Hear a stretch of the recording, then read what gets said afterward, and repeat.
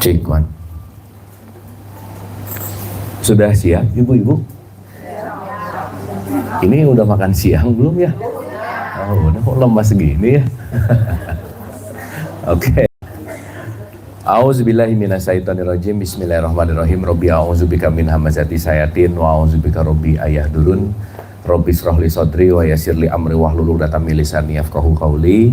Saya ini pertama-tama mari kita sama-sama doakan siapapun yang menjadi jalan pertemuan kita di siang hari ini senantiasa mendapatkan keberkahan dari Allah Subhanahu wa taala. Amin. Salawat serta salam juga kita lupakan, kita sampaikan kepada seluruh nabi dan rasul, wabil khusus baginda besar kita Rasulullah Muhammad sallallahu alaihi wasallam, kepada para sahabat-sahabatnya, tabi'in, pemuka-pemuka agama, wali-wali Allah, pejuang-pejuang bangsa, dan senantiasa sampai kepada kita sampai akhirul zaman. Amin, amin ya Allah ya rabbal alamin. Ibu-ibu sehat semuanya? Alhamdulillah. Alhamdulillah, ini kali perdana saya hadir di sini. Terima kasih telah memberikan kesempatan saya untuk bisa berbagi. Saya mungkin mau mendisklaimer dulu ya, karena ini perdana banget di sini.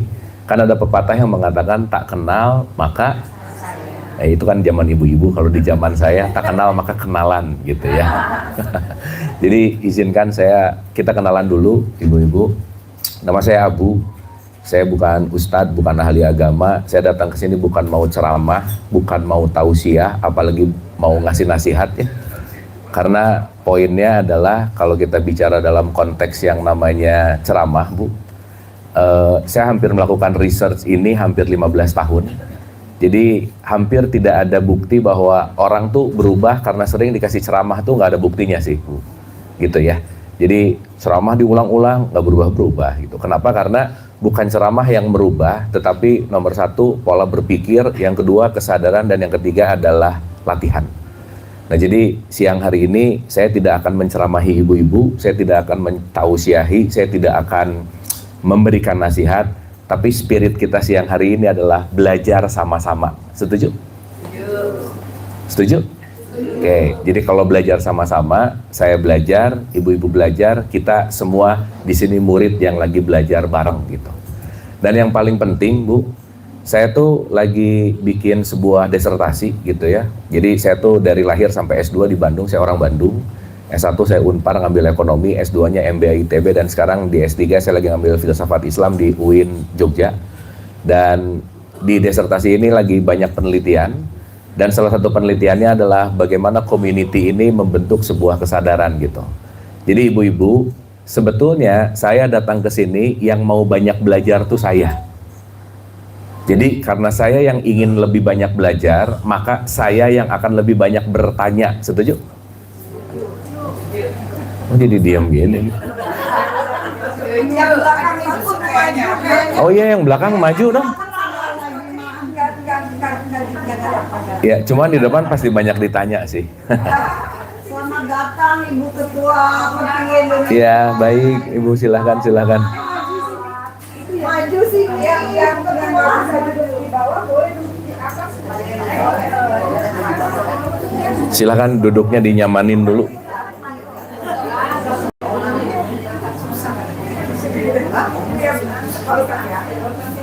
Iya, duduknya dienak-enakin dulu boleh.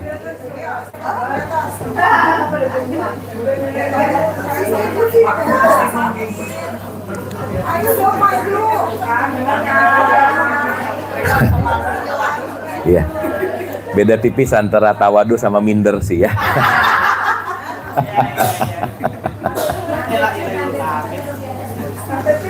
Ya, silakan. Supaya nggak ada distraksi ya.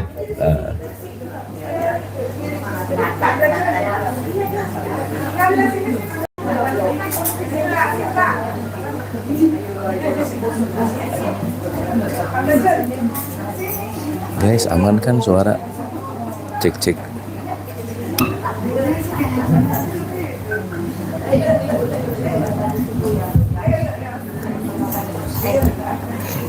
Makasih, nuhun.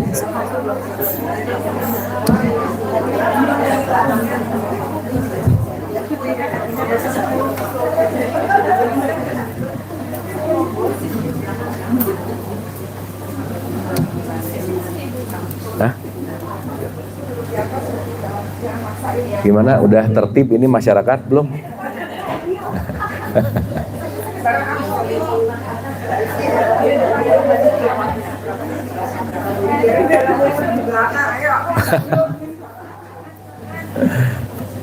Oke, kita lanjut ya. Kok jadi kecil ya?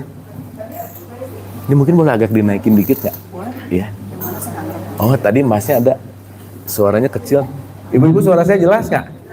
Oh, oke. Sip. Ya udah. Iya, enak yang ini ya. Iya. Punten. Cek. Nah, ini lebih oke sih. Kan kita nggak akan nyanyi jadi nggak perlu echo lah ya.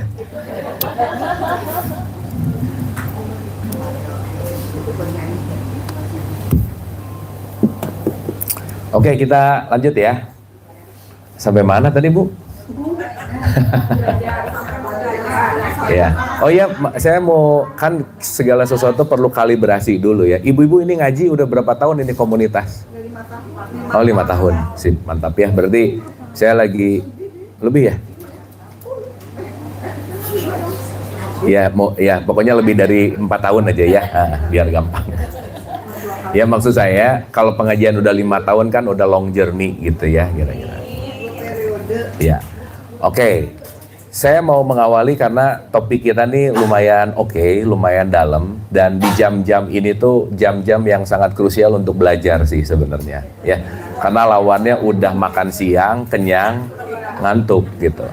Jadi saya mau ngajak bertanya gini. Ibu-ibu motivasi datang ke sini apa sih? Belajar itu apa? Menambah ilmu itu belajar atau hasil dari belajar? Hasil. Kalau belajarnya apa? Oke, itu prosesnya kan. Ini definisi dari belajar apa? Memahami itu selesai belajar ada memahami. Mencari tahu. Iya, mencari tahu juga proses lah. Ayo. Karena gini Bu, motivasi orang pengajian itu ada 2 biasanya. Serius belajar, yang kedua nebeng makan siang, gitu aja udah.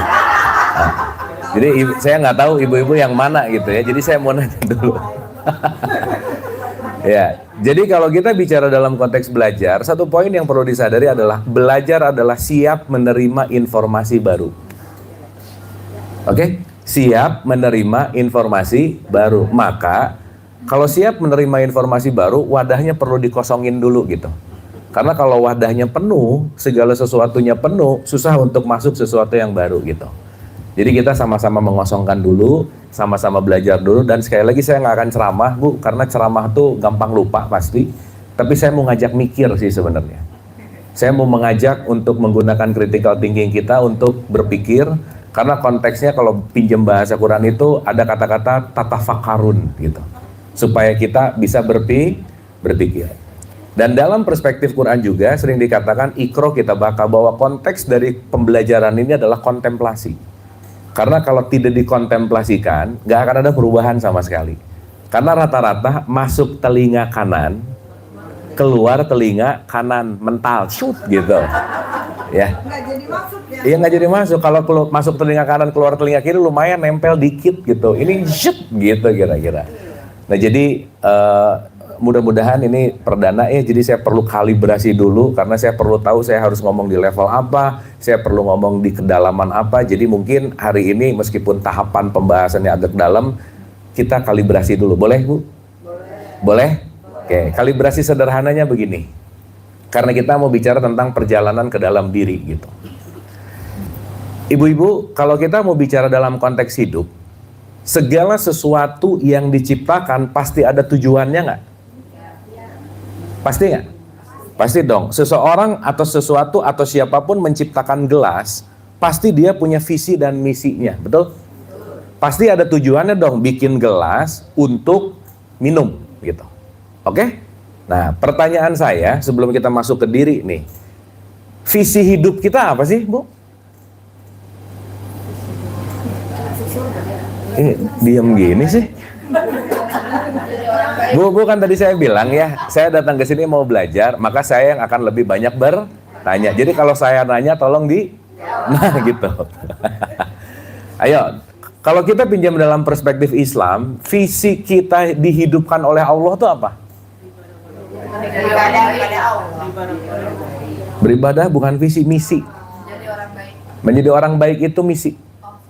Ini kita ngomong vision. Vision itu artinya long term, goals, ending, tujuan endingnya tuh apa? Masuk surga sih. Hah? Pribadi yang bermanfaat bagi orang lain. Itu misi. Ya, bener jawabannya nggak salah, tapi tempatnya kurang tepat. Ayo, apa? Bahagia misi. Ini saya nanya visi. Visinya apa? Waduh, ini ngaji 5 tahun. Gimana nih? Gawat nih. Ya, menjadi pintar itu misi. Gini. Kita hidup, betul Bu? Sesuatu yang hidup pasti apa? Pasti nggak? Sekarang saya tanya, kalau ibu-ibu dapat berita duka, apa yang langsung keluar dari mulutnya? Nah, itu. Innalillahi wa inna ilaihi roji'un. Bu, maaf ya. Indonesia itu orang Islamnya paling banyak, tapi nggak pernah jadi negara paling Islami sedunia, Bu. Nggak pernah. Kenapa? Karena masyarakat Islam kita kemasannya bagus, jumlahnya banyak, tapi kualitasnya nggak bagus-bagus banget gitu. Kenapa? Karena kebanyakan mengucapkan sesuatu yang nggak dimengerti gitu kira-kira. Jadi saya selalu bilang gini Bu, ibu-ibu jangan terlalu amazed, takjub kalau ada orang dikit-dikit subhanallah, alhamdulillah. Itu semua rata-rata latah. Iya, latah cuman kelihatan religius aja gitu. Tapi apa yang dibunyiin itu jangan-jangan, dan kebanyakan, saya berani ngomong kenapa? Ini yang saya teliti 15 tahun gitu. Nah, kenapa tadi saya nanya visi dulu? Ibu-ibu kalau ada orang meninggal ngomong innalillahi, kira-kira kebiasaan atau kesadaran? Kebiasaan, itu otomatis. Kita tahu bahwa segala sesuatu yang sudah dilakukan otomatis, pasti nggak mikir lagi. Betul nggak? Karena itu sudah bagian menjadi habits. Saat itu sudah menjadi habits, sebuah kebiasaan, maka yang dilakukan hanyalah menjadi rutinitas, tidak ada kesadaran di situ gitu. Sampai sini oke? Ih, jadi diam gini ibu-ibu. Oke nggak ini? Oke. Berarti kalau ada orang yang meninggal, kita ngomong apa? Nah, begitu ngomong innalillahi wa inna ilaihi rajiun, kira-kira penuh pendalaman makna atau cuman syarat kalau meninggal baca ini? Yang mana? Oh, yang bener ah. Ada sebagian yang cuma mengatakan bahwa dia merasa mendalami. Ada sebagian karena habit. Karena habit. Nah, ibu-ibu sebagian yang mana kira-kira? Saya emang gak nanya orang lain ya. Nah, sekarang pertanyaannya, kalau kita waktu mengucapkan innalillahi wa inna ilaihi roji'un, berarti ada meaningnya nggak Bu? Ada dong. Apa meaningnya?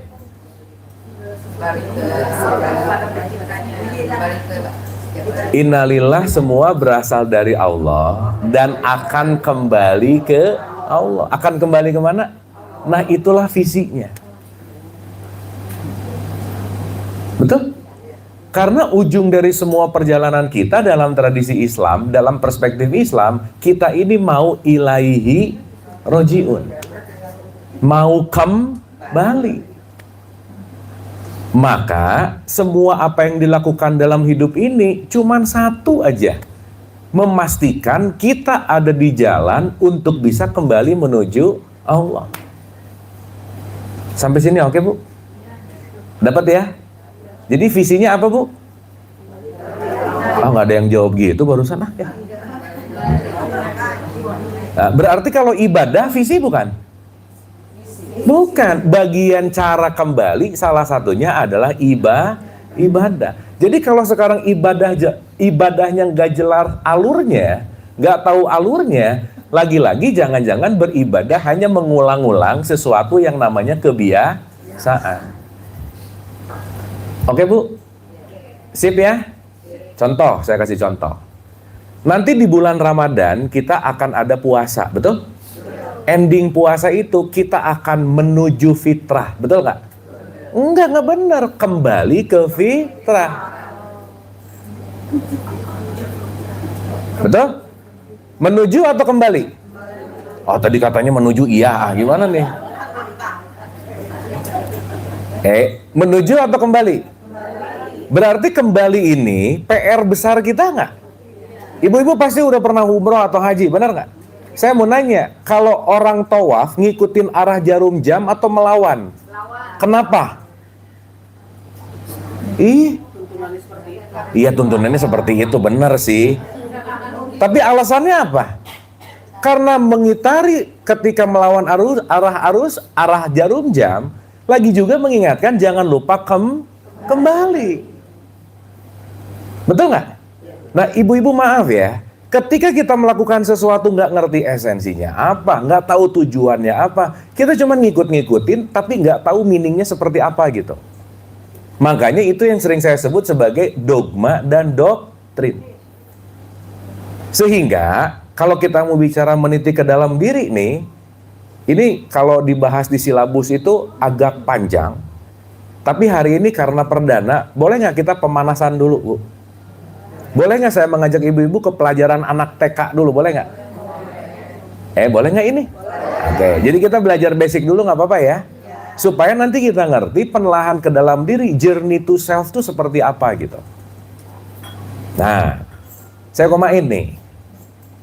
Diri kita adalah sesuatu yang dianugerahkan oleh Allah. Diri ini, si diri ini. Dan kalau boleh saya tanya, Bu, siapa sih orang yang paling dekat dengan kita? Orang, saya nanya orang. Hah?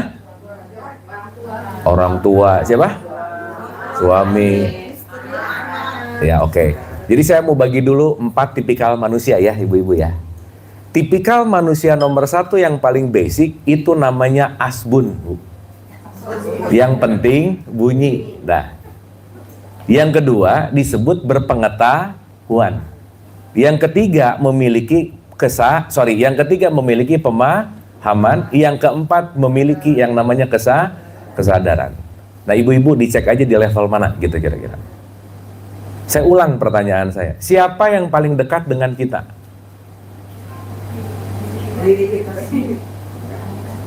Allah. Oke, saya akan nanyanya personnya. Nggak ada, Bu. Yang paling gini, ibu-ibu paling sering ngobrol sama siapa? Suami. Yang bener enggak kayaknya cuma kalau mau ada tagihan aja sih gitu. Hah? Iya, Bu, jangan lupa kita semua paling sering ngobrol tuh sama diri sendiri loh. Itu namanya self talk. Betul nggak? Hah? Iya, ngebatin, benar. Iya. Betul. Hari ngebatin, ibu ngobrol sama diri sendiri nggak kira-kira? Iya dong. Dan Bu, nggak ada yang lebih dekat dengan kita kecuali diri sendiri. Itulah kenapa, Bu, nggak ada orang yang akan mencintai kita lebih baik kita mencintai diri sendiri. Titik, udah. Nggak akan ada orang yang akan care sama kita, peduli sama kita, kecuali diri sendiri. Pertanyaannya, diri sendiri aja nggak care sama kita, diri sendirinya, gimana orang lain mau care gitu kira-kira. Sehingga hari ini, Bu, saya selalu nanya ya, audiens yang pernah saya tanya, hampir 86% tuh lupa sama dirinya gitu. Iya, orang tadi saya tanya yang paling dekat siapa? Keluarga, suami, istri. Berarti lupa sama dirinya nggak kira-kira? Jadi saya lagi ngomong sama orang-orang yang apa nih? Lupa diri. Iya, nggak apa-apa sih gitu. Benar nggak? Bahkan dirinya aja dilupakan, bagaimana mau mengenal diri? Makanya konteks kalau pinjam dari perspektif tasawuf itu ada kata-kata man arafah nafsah faqad arafah robah. Siapa yang mengenal dirinya pasti akan mengenal Tuhannya gitu. Jadi Bu, jangan lupa kita dikasih diri ini mikroskop untuk kenal Allah loh. Jadi kalau kita nggak mengenal diri, sulit untuk mengenal Allah. Pertanyaannya, kenapa hari ini orang sulit mengenal diri? Terlalu sibuk ngurusin urusan orang lain masalahnya. Terlalu banyak menilai keluar. Tetangga urusannya bisa tahu, artis-artis yang nggak dikenal tahu. Bener nggak? Kenal enggak, ngegosipin iya. Ya. Kayak paling tahu hidup orang gitu kira-kira. Tapi jangan-jangan semuanya miskin pengetahuan tentang diri gitu. Maka bagaimana kita mau mencintai diri orang nggak kenal sama dirinya, orang nggak tahu sama dirinya gitu. Makanya salah satu perspektif ilahiyah kalau kita pinjam dalam tradisi Islam, poin yang paling esensial adalah mengenal diri, atau kalau pakai bahasa yang agak lebih luas disebut who am I, siapakah diriku, itu intinya. Sampai sini oke Bu? Oke? Oke nggak ini? Oke, sip. Saya nanya ulang-ulang ya biar ibu-ibu nggak ngantuk nih. Oke, paham sampai sini? Paham. Nah, sekarang pertanyaan berikutnya Bu. Di surat 29 ayat 57, Quran mengatakan kulun nafsin zaikatul maut. Setiap yang memiliki nafs, hidup, pasti punya expire date. Pasti ada masa waktu, ajal, ada mautnya gitu. Jadi sesuatu yang hidup pasti apa Bu? Pasti nggak? Pasti. Makanya kata Imam Ghazali, yang paling dekat dengan hidup kita apa? Kematian. Kematian itu 1 inch away gitu. Itu deket banget gitu. Kalau yang paling dekat kematian, yang paling jauh apa?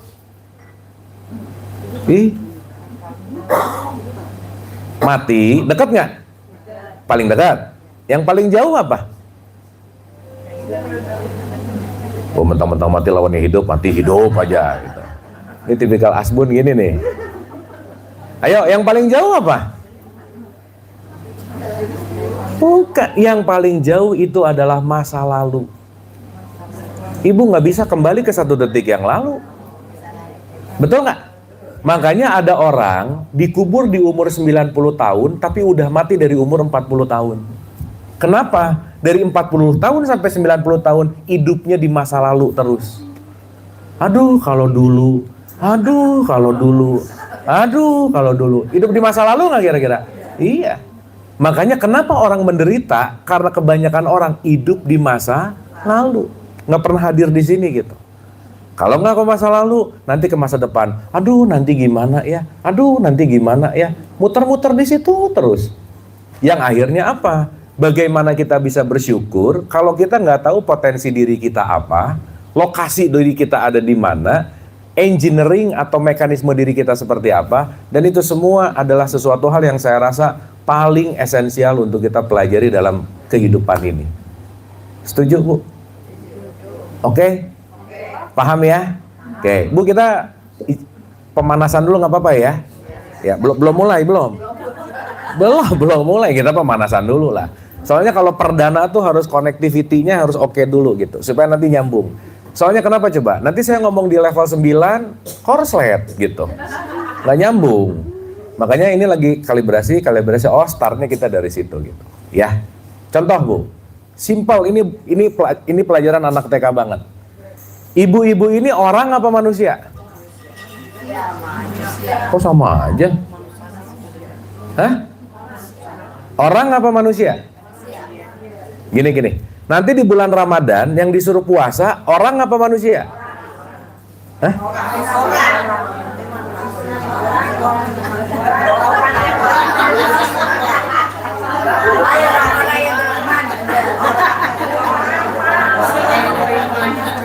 Wah, gawat ini.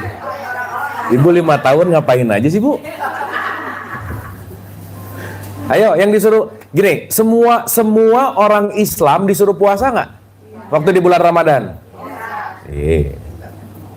Kan kalimatnya ya ayyuhalladzina amanu kutiba alaikumus siyam. Hai orang-orang yang, semua orang yang KTP-nya Islam beriman nggak? Belum tentu. Betul? Oke? Nah, sekarang pertanyaan lebih dalam lagi. Terus kalau begitu, aku ini sekarang orang atau manusia?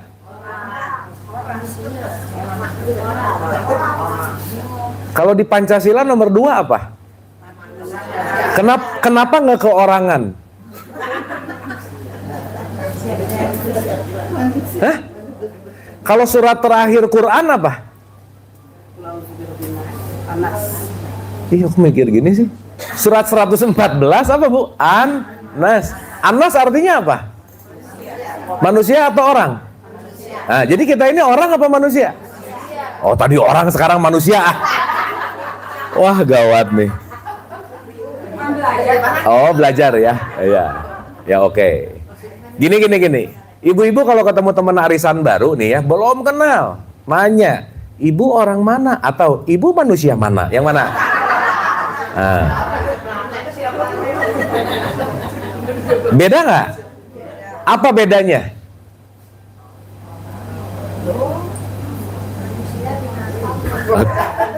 Oh, manusia binatang sih.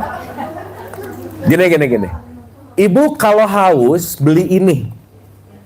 Ya, beli ini. Yang primer dari ini, botolnya atau isinya? Oke.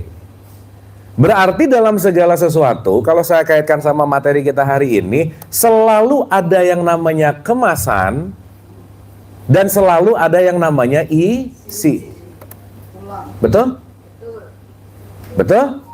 Oke. Sekarang saya tanya, esensial dari ini, si botol ini, yang primer, botolnya atau airnya? Hah? Kenapa?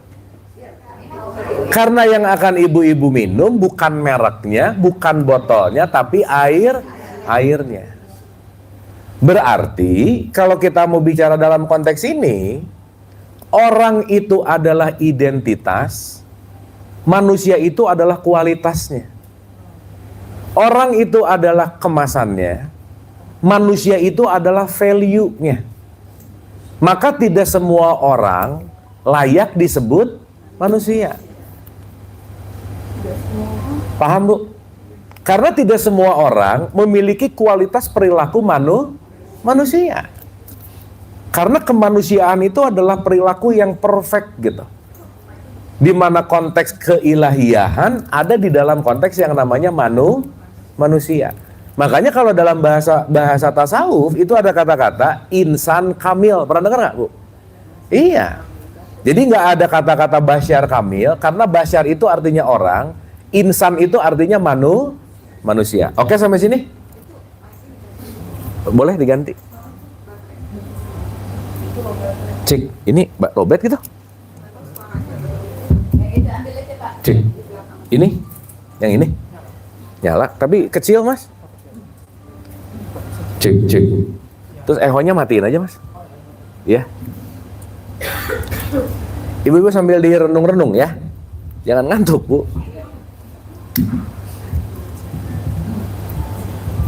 Cek. Udah? Oke.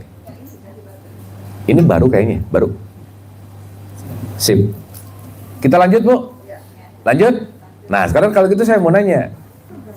Ya, nih pertanyaannya sederhana lagi. Islam itu orangnya atau manusianya?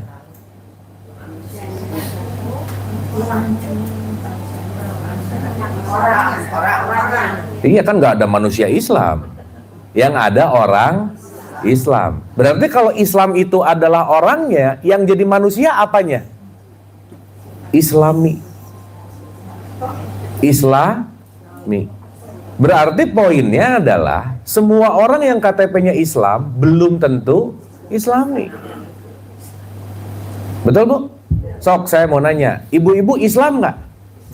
Apa buktinya?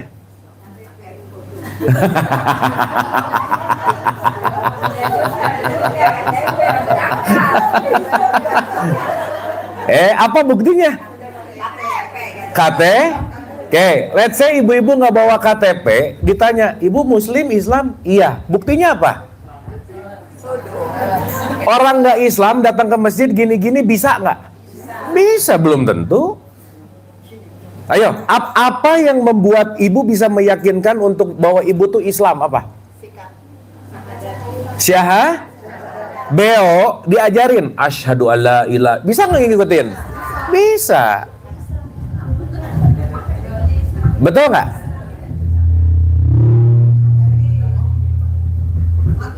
Udah matiin aja dulu.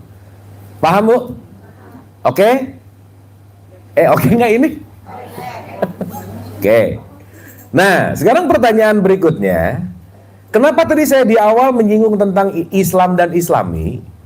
Artinya, orang yang KTP-nya Islam belum tentu Islami. Karena value-nya tidak terletak pada orang, tapi terletak pada manusia gitu. Setuju? Oke? Paham? Nah, saya balik dulu nih. Jadi visi hidup kita apa, Bu? Wah, gawat ini. Benar ini gawat nih. Ilaihi rajiun. Jadi kalau ada visi adalah pulang. Kalau misi adalah ibadah. Dua ini aja. Contoh. Ibu-ibu kalau dengar kata ibadah, yang kepikiran apa? Nah, sekarang saya tanya, sholat itu ibadah bukan? Bukan. Bagian dari cara alat untuk ibadah. Ibu kalau sholat baca iftitah nggak? Ada inna sholah wanu. Ya cukup dulu, udah cukup. Udah jangan panjang-panjang lah. Ini yang dua juga belum tentu ngerti kan. Inna sholah ti wanu suki. Apa maksudnya ini? Inna sholah wanu sholatku dan kenapa dipisah?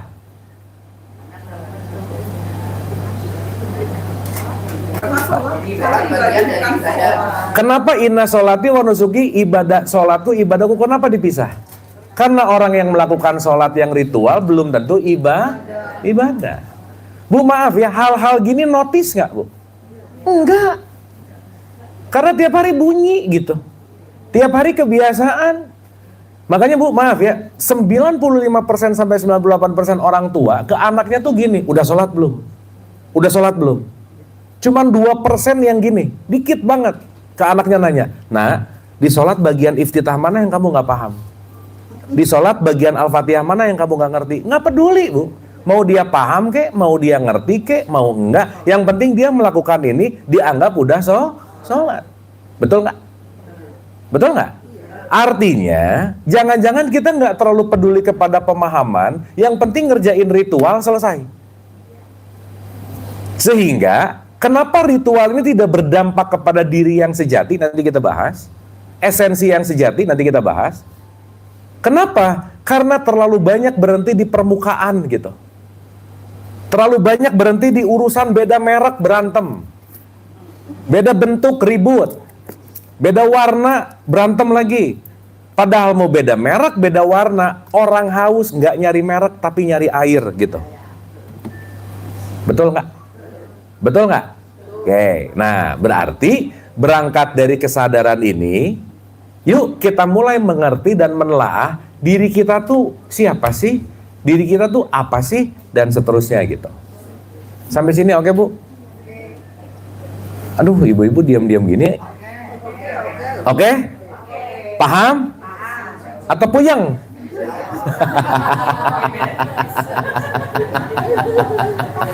Ya, nggak apa-apa sih. Kalau proses kita transformasi memang perlu berpikir gitu, nggak apa-apa ya. Oke, kita lanjut. Yuk kita ulang lagi. Innalillahi wa inna ilaihi rajiun. Jadi visinya apa Bu? Pulang. Nah, sekarang balik lagi ke tadi. Kulun nafsin zaikatul maut. Setiap yang hidup pasti akan mengalami mati. Jadi mati pasti nggak? Pasti. Jadi yang paling dekat dalam hidup apa? Mati. Makanya Bu, jangan terlalu banyak menghabiskan waktu mencari sesuatu yang nggak bisa dibawa mati gitu. Betul nggak? Yang primer disekunderkan, yang sekunder diprimerkan. Jadi Bu, kalau kita mau pulang, di sini berarti di tempat yang selamanya atau sementara? Sebentar nggak? Jadi saya sarankan sama ibu-ibu, jangan betah-betah amat. Loh, benar nggak? Karena ini sesuatu yang sementara, karena kalau terlalu betah, indikator parameternya pasti dalam tanda petik sulit menerima kematian gitu. Contoh. Ibu kalau dengar kata mati, kira-kira lebih banyak mana? Aduh, takut atau alhamdulillah, yes, yang mana? Takut. Kenapa? Emang Allah nunggu siap dulu baru mati? Ibu siap nggak siap mati nggak? Mati. Terus takutnya apa?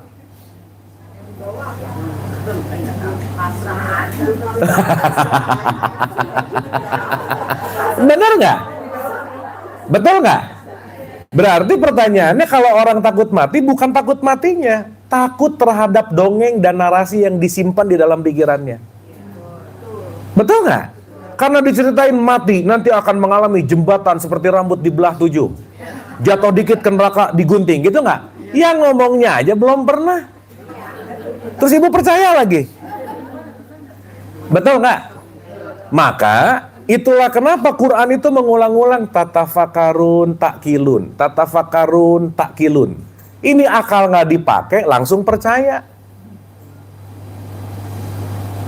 Kepercayaan itu pasti kenyataan nggak, Bu? Belum tentu. Yang bahaya, punya kepercayaan yang bentrok sama kenyataan, yang disalahin kenyataannya. Betul nggak? Nah, itulah kenapa struktur desain kita selalu Nabi Muhammad nggak bisa lepas, selalu ulang-ulang. Carilah ilmu dari buayan sampai liang lahat. Jadi Bu, proses pembelajaran itu seumur hidup nggak pernah lelah untuk berhenti. Karena kenapa? Hidup selalu mengajarkan sesuatu, maka kita jangan pernah juga untuk belajar, jangan pernah untuk berhenti belajar gitu. Oke Bu? Oke nggak ini? Oke, jadi hidup pasti apa? Jadi tujuan hidup untuk apa? Aduh, gawat nih memang. Kan tadi mau pulang katanya, gimana sih ah? Hah? Bu, mati tujuan bukan?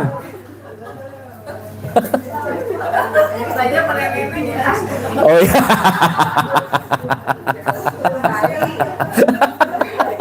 Iya, ibu-ibu kalau rada-rada asbun gitu nggak usah minder. Kenapa? Temennya banyak, nggak apa-apa Bu.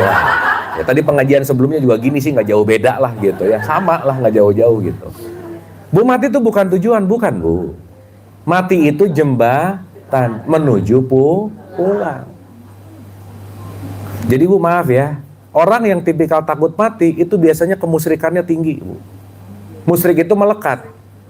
Jadi secara psikologis orang takut mati karena dia takut meninggalkan apa yang dia kumpulin selama hidupnya gitu. Pernah ada yang diskusi, nanya, Kang, saya tuh takut mati kenapa? Nanti kalau mati suami saya kawin lagi. Lah kan kamunya juga udah mati ya, apa urusannya coba? Bener nggak? Sehingga semakin kemelekatannya besar, semakin mengalami kematian itu pasti takut. Bu, maaf ya, orang yang tidak damai dengan kematian, dia akan sulit berdamai dengan hidup gitu. Pasti. Nah maka yang kita pelajari, ini mati itu seperti apa sih? Hidup itu seperti apa sih? Arahnya mau kemana sih? Visinya apa sih? Misinya apa sih? Ini kalau nggak jelas duduk perkaranya, kita cuma ngejalanin rutinitas, bangun, sholat subuh, sholat zuhur, pengajian, selesai. Tapi nggak tahu arah tujuannya mau kemana gitu. Betul nggak? Bener nggak ini? Oke? Berarti perlu selalu update nggak Bu? Iya, makanya jangan hanya di level asbun, naik menuju pengetahuan. Makanya di Quran di surat 17 ayat 36 tuh ada kalimat keren. Janganlah kamu melakukan segala sesuatu tanpa pengetahuan itu. Kalau kamu nggak ada pengetahuan, jangan dikerjain. Kenapa? Karena pendengaran, penglihatan, dan hati akan dimintai pertanggungjawaban. Sehingga ketika melakukan sesuatu nggak ada knowledge, berarti cuman ikut-ikutan. Dan yang paling menarik, yang diikutinnya juga belum tentu benar. Betul nggak Bu? Makanya saya pengajian kemana-mana selalu memberikan disclaimer. Ibu-ibu, please jangan percaya omongan saya. Tapi jadikan informasi. Saat ini menjadi sebuah perilaku dan bukti nyata. Baru di situ kita bisa ngomong Shodaqallahul Azim. Betul nggak Bu? Mau nanya Bu. Orang kalau ngomong Shodaqallahul Azim, kira-kira selesai baca atau selesai mengalami? Hah? Kalau berani ngomong maha benar, kira-kira udah mengalami nggak kira-kira? Gini. Saya dari tadi nggak nyentuh kue ini, ya. Terus saya ngomong sama ibu-ibu, sesungguhnya, seyakin-yakinnya, sebenar-benarnya, kue ini enak. Saya berhak nggak ngomong gitu? Ini kok beda-beda jawabannya? Saya nggak nyoba. Terus saya ngomong enak, asbun nggak? Berarti saya mengatakan sesuatu yang saya tidak mengalami, betul nggak? Berarti saya bisa tahu ini enak atau enggak sesudah lihat, sesudah ngebunyiin namanya, atau sesudah ngicip-ngicip. Udah makan dong, betul? Nah sekarang orang ngaji alif lam mim zalika kita shadaqallahul azim, isinya nggak ngerti, dialamin juga belum. Asal baca. Jadi kerjaannya hatam mulu. Betul nggak? Di dalam isinya apa nggak tahu, diulang-ulang selesai, tapi perilaku nggak berubah. Sok saya mau nanya Bu, ada nggak orang yang rajin baca Quran, tapi rajin ngegosip? Ada nggak? Jangan banyak, nggak enak, ada aja. Ada. Dan nggak di sini sih. Nggak di sini lah, wah jauh lah.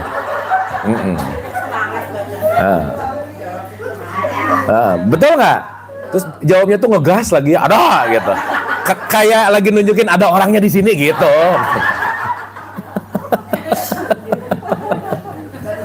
Benar nggak? Sehingga kita keenakan dengan bunyi. Makanya di kita tuh dilombain apa coba? Dibunyiin doang. Suaranya bagus dan kita amazed dengan suara-suara yang bagus. Aduh, padahal yang bunyi nggak ngerti, nggak tahu. Betul nggak Bu? Betul nggak?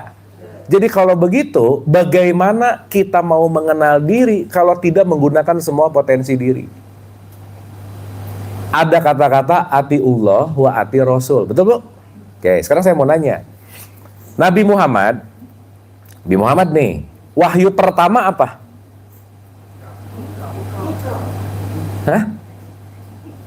Di ayat yang datang pertama kali ke Nabi Muhammad apa Bu?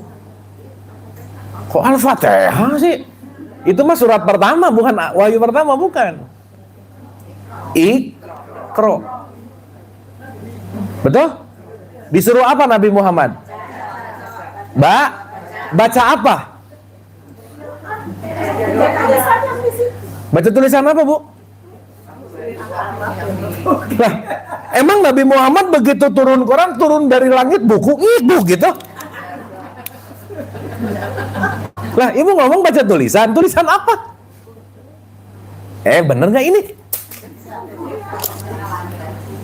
Bu, maaf ya. Nabi Muhammad dapat Quran bentuknya buku nggak? Bukan. Quran dibukukan 50 tahun setelah Nabi Muhammadnya wafat. Jadi Nabi Muhammad juga nggak tahu buku Quran kayak gimana. Orang beliaunya udah nggak ada. Betul nggak? Nah, saya mundur dulu nih. Bu, kita pemanasan nggak apa-apa ya? Saya mau tahu dulu gitu. Ini kita bahasnya di level apa gitu? Nggak. Ya. Tadi kan mau ke TK, kayaknya kita mulai dari playgroup deh, Bu. Nggak apa-apa ya? Ya udah sih, nggak apa-apa. Satu Bu, Iqra. Iqra itu apa sih? Iqra itu artinya kontemplasi. Contemplate. Berarti kalau ada kontemplasi, semua potensi dirinya lagi dipakai gitu.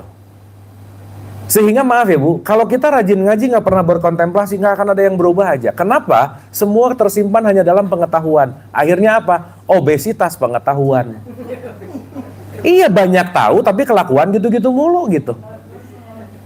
Makanya kan mending tahu satu ayat yang diamalkan daripada tahu 1000 ayat dipakai debat mulu gitu. Betul nggak? Makanya sampaikanlah walau satu ayat. Maksudnya apa sih? Kalau kamu udah punya ayat satu, sampaikanlah dengan perilaku yang kamu ngikutin ayatnya. Berarti ayat yang kita kaji perlu jadi bukti nyata nggak? Ayat yang kita kaji perlu jadi bukti nyata nggak?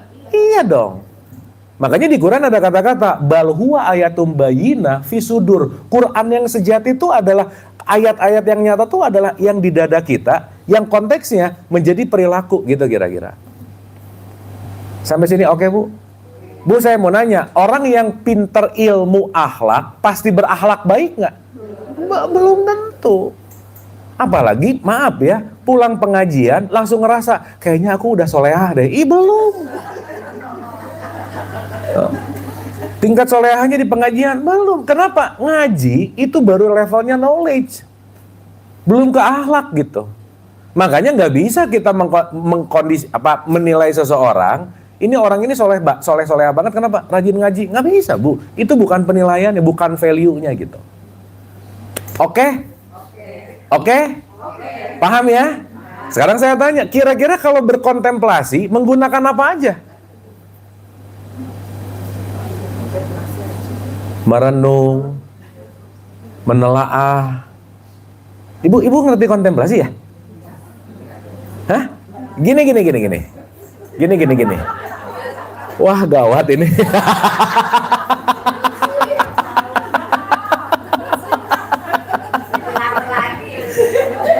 Gini. Iya, tadi kan 5 tahun sih, jadi ya udah. Ibu pernah dengar kata muhasabah nggak? Muhasabah apa sih?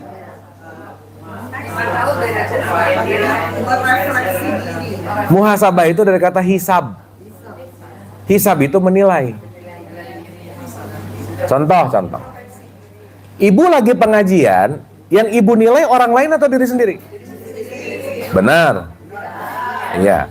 Makanya di 17 ayat 14 berkaitan dari tadi namanya ikro, ada kata-kata ikro kita baka. Coba kamu telah dirimu sendiri. Ini kontemplasi itu gini, Bu, ceritanya.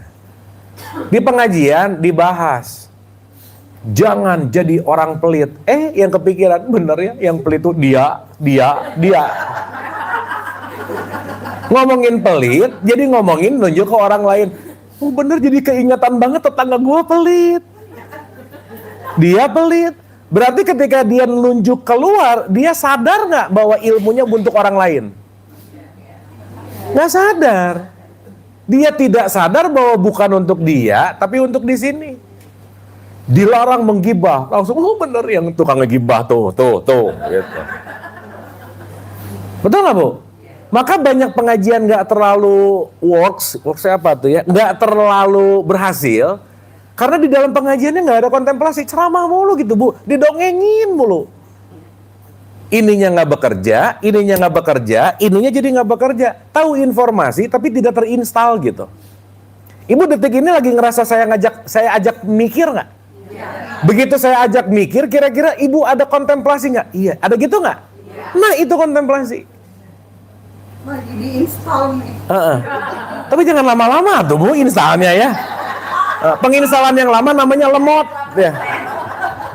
Lagi juga udah 60. Oh 60 ya.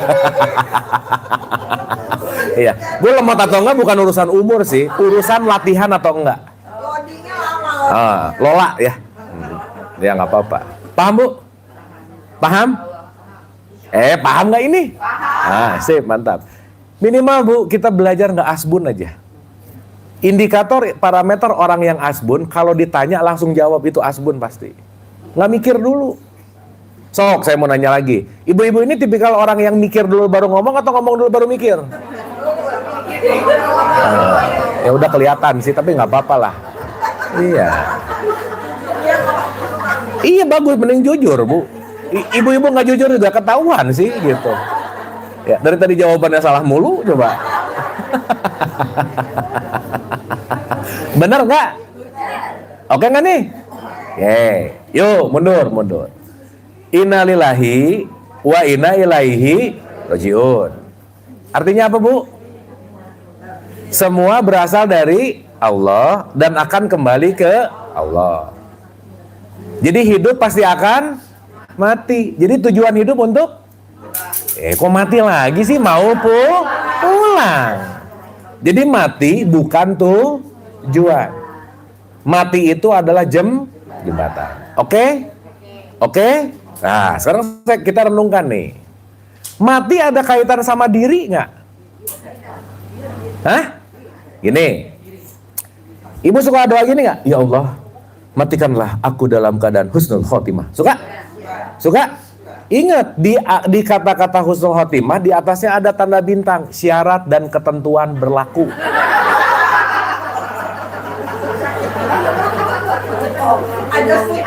Ada footnote-nya. Dan yang jelas husnul khotimah nggak ada urusan sama KTP.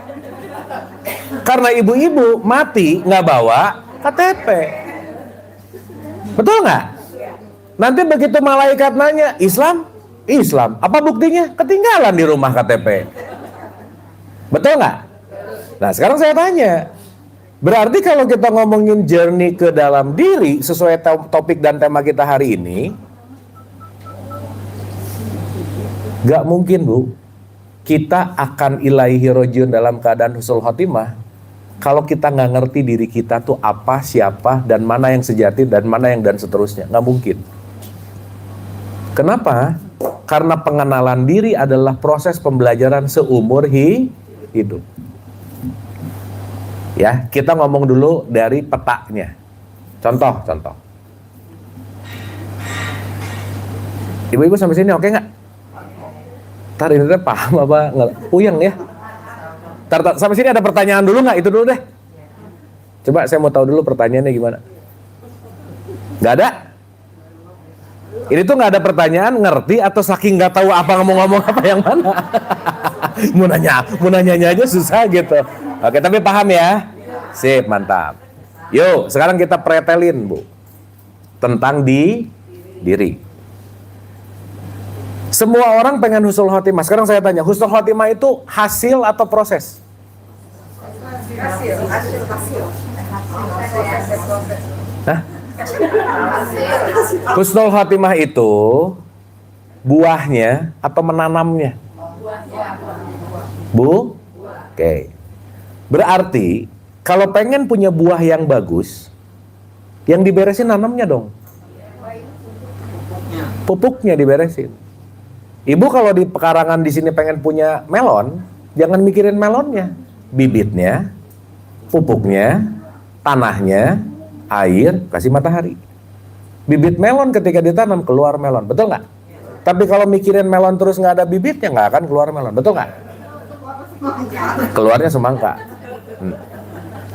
Artinya husnul khotimah ini kalau kita bicara dalam konteks esensi, sesuatu yang bukan semoga bukan. Ini tergantung dari apa yang kita tanam saat ini.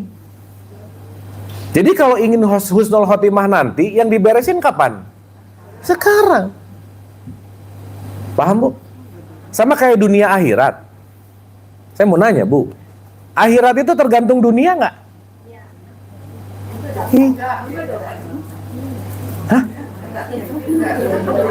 Akhirat kita tergantung tanaman di dunia nggak? Ya iya tuh Bu. Berarti kalau dunianya oke, akhirat oke nggak? Karena nanamnya oke. Sip. Sekarang mungkin nggak berharap akhirat oke, tapi dunianya nggak oke? Nggak bisa. Karena semuanya memiliki interkoneksi gitu. Ibu dengar dunia tuh jangan uang, tanah gitu, bukan loh ya. Itu tuh kesadaran gitu. Anyway, nanti kita bahas. Tapi poin saya adalah sampai titik ini cuma satu aja Bu. Sadar nggak betapa aku banyak nggak tahu apa-apa? Benar nggak Bu? Iya. Mau 5 tahun ngaji juga. Ternyata. Jadi ini cuma mau membuktikan sesaat. Hashtag lebih banyak yang aku tidak tahu daripada yang aku tahu. Supaya apa Bu? Kita punya semangat belajar terus. Dan yang kedua, kita nggak gampang nyalahin orang, karena jangan-jangan kita nyalahin sesuatu yang kitanya nggak tahu gitu. Betul nggak? Berarti berbeda belum tentu salah.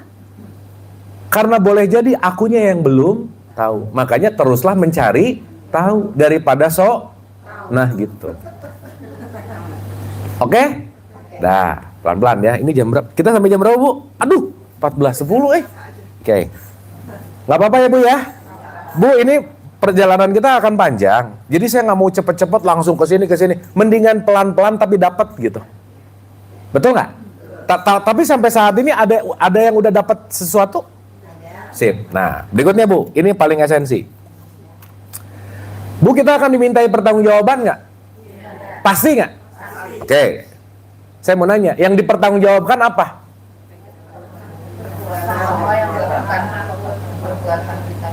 Oke, jadi gini. Kalau orang itu adalah identitas kemasan. Kalau manusia itu adalah isi atau value-nya. Oke? Berarti waktu ibu-ibu ngelihat orang lain, yang paling gampang kelihatan itu orangnya atau manusianya? Orangnya. Berarti secara esensi, kalau kita ngelihat seseorang, lebih banyak yang kelihatan atau yang nggak kelihatan? Dengerin dulu pertanyaannya. Dengerin dulu pertanyaannya. Secara esensi, kalau kita ngelihat orang, lebih banyak yang kelihatan atau yang nggak kelihatan? Oh, tadi kelihatan, salah. Jawaban yang lain deh, nggak kelihatan gitu. Ibu ngelihat pikirannya nggak? Masa lalunya nggak? Ngelihat niatnya nggak? Ngelihat emosinya nggak? Perasaannya nggak? Ngelihat jantungnya nggak? Otaknya? Usus? Sel-selnya? Jadi yang nggak kelihatan lebih banyak nggak? Iya. Jadi Bu, maaf ya, dalam perspektif ini, tubuh kita yang kelihatan, yang namanya identitas, yang namanya jasad, yang namanya jisim, yang namanya tubuh biologis, itu cuma 1%. Maksud saya, kita tuh nggak benar-benar tahu siapa-siapa karena yang kelihatannya cuma kulitnya. Maka jangan menilai. Betul nggak? Karena setiap penilaian bukan dia, tapi datang dari sini. Ibu kalau menilai orang lain, misalnya, atau gini deh, saya mau nanya. Ibu pernah sebel sama orang nggak? Hah? Pernah. Sekarang saya tanya, orang itu menyebalkan gara-gara dia menyebalkan atau gara-gara aku yang memaknai dia menyebalkan? Yang mana? Berarti dia jadi menyebalkan atau tidak tergantung apa? Nah gitu. Betul nggak? Berarti kalau ibu ngomong, ih nyebelin banget, yang nyebelin sebenarnya siapa? Jangan kita, saya gitu. Kalau kita mah ngajak-ngajak saya juga. Suka aneh-aneh. Bener nggak ini? Iya. Bu, kalau ini gelas ya, isinya kopi. Keluar apa? Kalau isinya susu? Segala sesuatu yang kita pancarkan itu tidak pernah datang dari luar tapi datang dari dalam. Betul? Jadi kalau ibu banyak benci sama orang, berarti banyak kebencian di dalam dirinya ibu-ibu. Kalau banyak baper sama orang atau banyak juli sama orang, itu semua sumbernya di sini, bukan di situ. Oke? Kejulidan seseorang kelihatan nggak? Enggak. Buruk sangkanya seseorang kelihatan nggak? Enggak. Jadi yang kelihatan sama yang nggak kelihatan lebih banyak mana? Nggak gitu barusan jawabannya. Jelas yang tidak terlihat. Tidak terlihat istilah bahasanya tersembunyi. Tersembunyi dalam bahasa Quran disebut goib. Apa Bu? Berarti di dalam diri kita ada bagian yang tersembunyinya nggak? Ada. Namanya sesuatu yang Jadi berarti saya lagi ngomong sama makhluk apa nih sekarang? Nah gitu. Makanya di Quran ada kata-kata alif lam mim zalikal kitabu la raiba fihi hudalil yu'minuna bil goib. Nomor 1 goib dulu loh, baru sholat. Karena nanti kita ngerti sholat itu kaitannya bukan hanya yang terlihat, tapi juga yang tidak terlihat gitu. Tersurat dan tersirat. Paham Bu? Oke? Berarti bagian paling luar diri kita yang namanya jasad berapa persen? 1%. 99%-nya adalah goib. Itulah yang disebut yang namanya ruhani. Maka ada jasmani dan ada ruh. Ada fisik, ada metafisik. Oke? Contoh.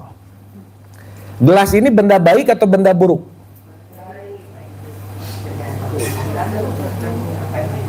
Nah ini udah lumayan diam dulu, oke sih.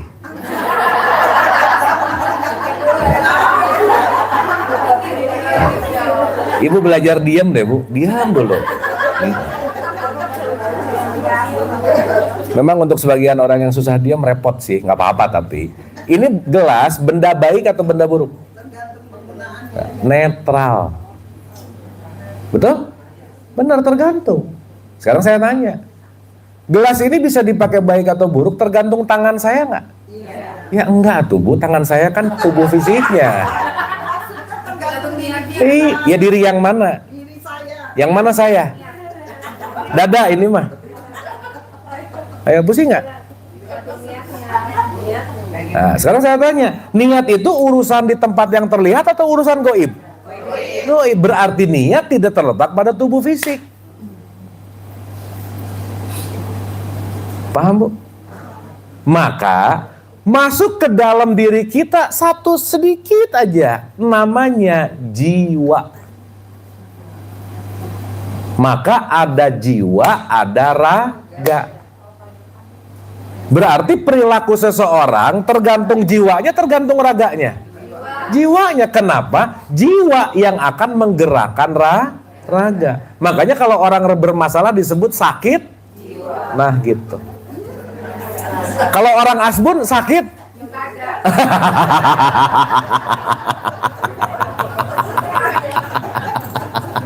Jiwanya nggak connect ya. Tapi nggak apa-apa sih Bu. Ya nggak apa-apa ya. Sampai sini oke?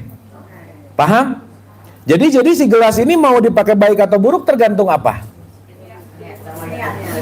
Bukan, ini kita ngomongin raga dan jiwa dulu. Tergantung apa? Jiwanya.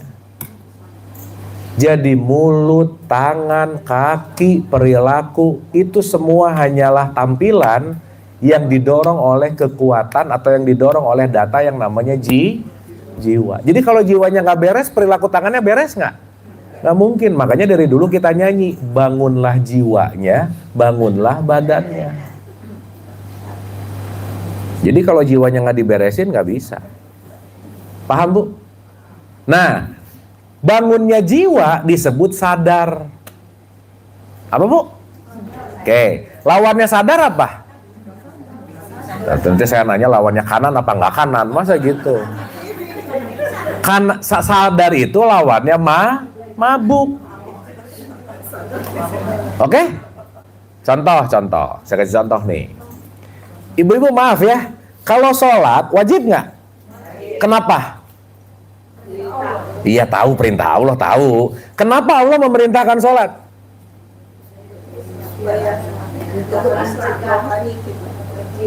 Hah? Gini. Sholat itu jembatan atau titik sampai? Nah, titik sampainya apa? Pulang makan hidup tadi. Ini mah sholat. Ibu beli gelas buat apa? Minum buat apa? Melepaskan dahaga, betul nggak? Nah, sholat buat apa? Hah? Inna sholata tanha anil fahsya iwal munkar. Sholat itu mencegah perbuatan keji dan munkar ketika jiwanya sadar. Betul? Contoh, kalau ada orang sebelum zuhur ngegosip, selesai zuhur ngegosip, Bu, ngegosip keji nggak? Keji nggak? Keji lah ngejelekin orang. Jadi sebelum zuhur keji, setelah zuhur keji, ini orang sholatnya sadar apa mabuk? Nah, betul? Makanya janganlah sholat dalam keadaan mabuk. Ibu-ibu sholatnya gimana?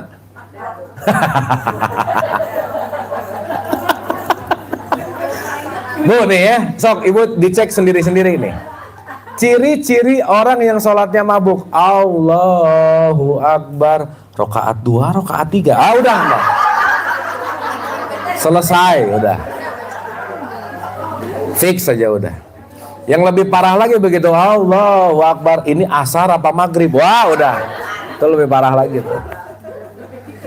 Coba, gimana sholatnya mau sadar, bacaan gak ngerti, tujuan gak ngerti, semuanya gak ngerti, yang penting ngejalanin aja. Nah, tipikal itu adalah sholat yang baru dilakukan di wilayah saat jiwanya belum ikut. Makanya perilaku gak berubah. Sok Bu, saya mau nanya, kira-kira nih, ada gak orang yang sholatnya rajin tapi korupsi? Ada gak? Jangan banyak, gak enak, ada aja. Nah. Benar gak? Nggak nyambung. Berarti indikator parameter soleh dan solehah bukan masalah, maaf ya Bu ya, rajin sholat 5 waktu belum prestasi di hadapan Allah. Karena prestasinya abis sholat, akhlak membaik atau enggak gitu. Betul nggak? Karena sholat itu jembatan. Titik akhirnya adalah akhlak yang membaik. Pertanyaan, akhlak itu urusan jasad atau jiwa? Jiwa. Jadi sholat itu kegiatan, ibu-ibu nih ya, sholat itu kegiatan jasad atau jiwa? Oh, yang bener ah. Ini ibu-ibu hari-hari kalau sholat, yang mana yang sering sholatnya? Jangan-jangan jasadnya doang, jiwanya nggak ikut. Buktinya rakaat lupa yang tadi. Betul nggak? Oke nggak? Tapi seharusnya waktu sholat, yang sholat itu jasadnya atau jiwanya? Dua-duanya. Karena jasadnya sholat, jiwanya bertumbuh, akhlaknya membaik gitu. Jelas Bu? Paham ya? Makanya kalau orang sholat cuman jasadnya, jiwanya nggak ikut, itu namanya pilates Bu. Senam. Yoga. Ini orang lagi sholat atau lagi senam ya gitu. Kenapa? Sebelum sholat ngegosip, habis sholat ngegosip. Berarti dia ngapain barusan? Senam. Buktinya tidak ada perbaikan jiwa. Oke Bu? Sip ya? Nah makanya kalau kulit, jasad, kulit itu disebut skin. Kalau jiwa itu disebut soul. Oke? Nah ibu-ibu jangan kebanyakan skincare tapi nggak ada soul care gitu. Skincare-nya Wardah bener. Bagus pakai Wardah, tapi maaf nih, pakai Wardah muka glowing, tapi jiwanya dark gitu Bu, gelap gitu. Jangan. Soul care.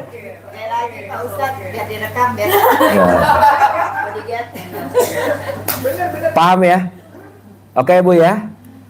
Udah ya Bu ya, kita hari ini pemanasan dulu aja. Kalau dilanjutin nanti kepala ibu pusing. At least hari ini kita ngerti dulu bahwa betapa kita banyak nggak tahu apa-apa. Betul nggak Bu? Satu. Jadi Bu, kalau kita sadar kita nggak tahu apa-apa, mengurangi tingkat sombong. Karena ada tipikal gini Bu. Ada orang yang gini nih. Aku tidak tahu kalau aku tidak tahu. Wah itu bahaya. Apa Bu tadi Bu? Itu level paling bahaya. Tapi mudah-mudahan pindah ke satu tempat berikutnya. Aku tahu kalau aku tidak tahu. Maka aku akan selalu mencari tahu. Itu lebih damai hidupnya. Jelas ya? Oke ya? Nah jadi setidaknya ibu-ibu kita ngerti hari ini dapat knowledge. Oh ternyata hidup ini diri bukan hanya tubuh fisik, tapi juga ada jiwanya. Dan gak bisa enggak Bu. Kalau tubuh fisik dikasih makan, jiwa jangan lupa dikasih makan. Urusan makanan jiwa intinya adalah kebaikan. Orang yang jarang berbuat kebaikan, jiwanya kering Bu. Orang yang berbuat kebaikan gak ikhlas, jiwanya kering juga. Makanya Quran, kalau ibu nanti buka 16 ayat 128, Allah selalu bilang begini, Allah beserta orang yang takwa dan berbuat baik. Allah beserta orang takwa dan berbuat baik. Makanya sholat gak ada berbuat baik, gak sempurna. Berarti dia baru di jembatan, belum sampai di titik sampai gitu. Makanya semua ibadah kita, target akhirnya jadi orang takwa. Setidaknya orang takwa adalah orang yang berbuat kebaikan. Jadi sholat titik sampai atau jembatan? Jembatan. Puasa titik sampai atau jembatan? Titik sampai dari semuanya adalah takwa. Setuju? Jadi yang penting sholatnya atau takwanya? Dua-duanya. Kan yang satu jembatan, yang satu titik sampai. Wah gawat. Kacau nih. Jadi yang penting puasanya atau takwanya? Dua-duanya. Jangan sampai puasa nggak takwa, tapi takwa juga nggak bisa disampai, nggak bisa menuju kalau tidak puasa. Paham Bu? Oke? Sip ya? Saya rasa sementara itu Bu, kita simpulkan dulu Bu. Jadi visi hidup kita apa Bu? Wah gawat ini. Ilaihi rojiun. Misinya? Ibadah. Wa ma khalaqtul jinna wal insa illa liya'budun. Ibadah berarti perlu pakai akal nggak? Berarti ada ibadah jasad, ada ibadah jiwa. Ibadah jasad namanya syariat, ibadah jiwa namanya hakikat. Jadi jangan yang diibadahkan itu jangan jasadnya aja, jiwanya juga dikasih nutrisi gitu. Ya, nih, makan, ini semua, ini nutrisi jasad nih. Tapi jiwa perlu nutrisi nggak? Iya, Wardah skincare tuh. Soul care-nya adalah, saya nggak dibayar lagi ngomong Wardah ya, tapi nggak apa-apa lah. Soul care-nya adalah berbuat kebaikan. Jadi Bu, jangan lelah berbuat kebaikan, karena orang yang kekurangan berbuat kebaikan, maka jiwanya sempit. Orang yang jiwanya sempit, pasti hidupnya nggak bahagia, pasti dia banyak nyalahin orang, membenci orang, julid, buruk sangka, hidupnya nggak tenang aja udah. Jadi ketenangan batin datang dari welas asih, ketenangan batin datang dari fastabiqul khairat atau bersegera dalam berbuat kebaikan. Jadi semoga kajian ini bukan hanya menambah pengetahuan, tapi pulang dari sini kita menjadi orang-orang yang ahli berbuat kebaikan. Terima kasih, saya kembalikan dulu ke moderator. Silakan. Oke, ini aja Bu.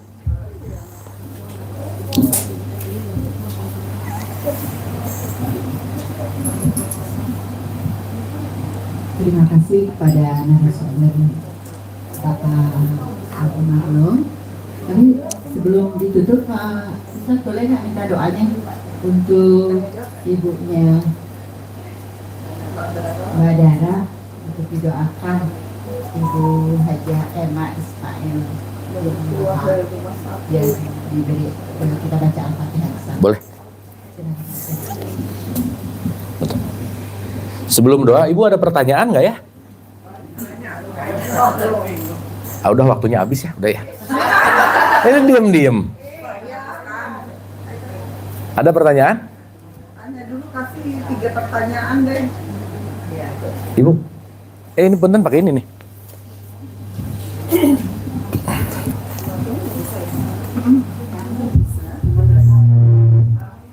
Ini kayaknya noise apa si kekencengan deh, tapi nggak apa-apa deh. Assalamualaikum warahmatullahi wabarakatuh. Salam warahmatullahi. Kang Abu, untuk South-nya, ini kan tadi kita kayak baru cracking ya, istilahnya cracking.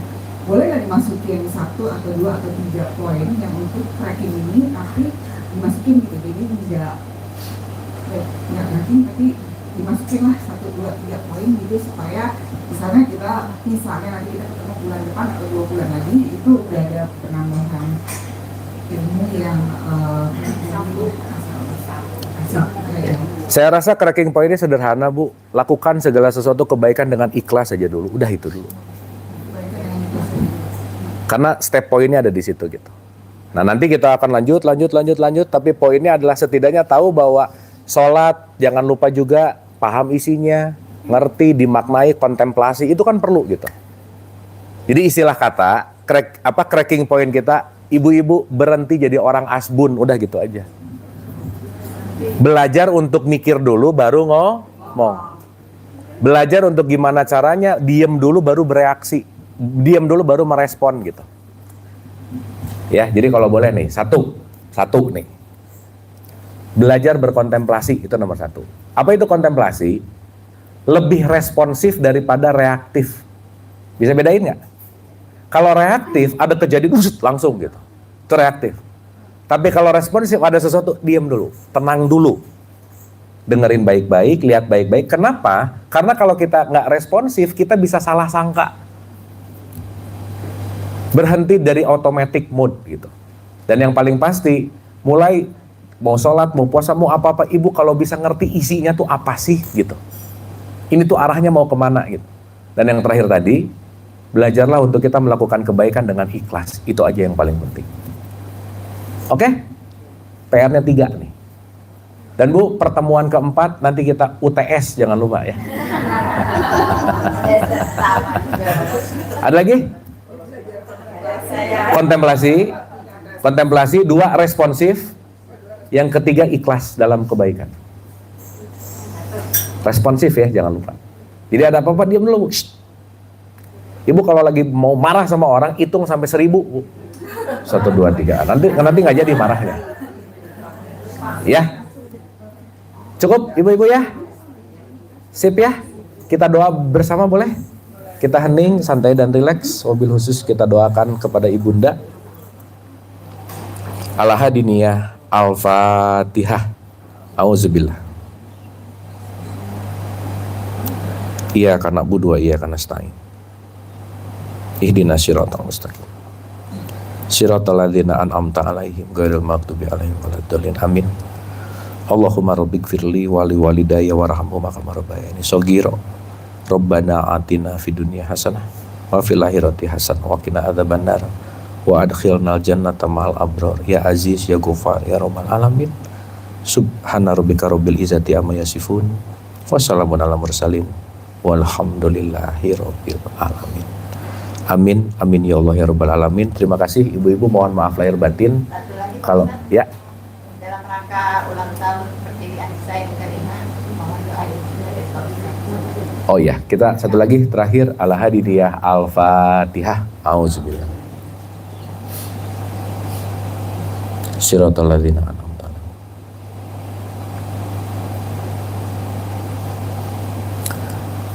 Amin, amin, amin ya Allah ya Rabbal alamin. Terima kasih ibu-ibu, semoga bermanfaat. Ada sesuatu yang bisa diambil hari ini, Bu?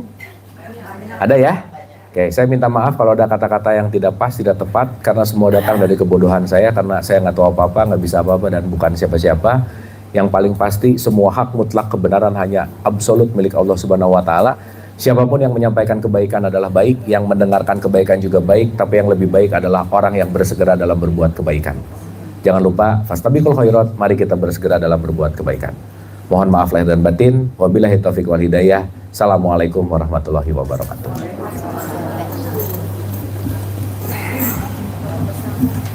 Terima kasih kepada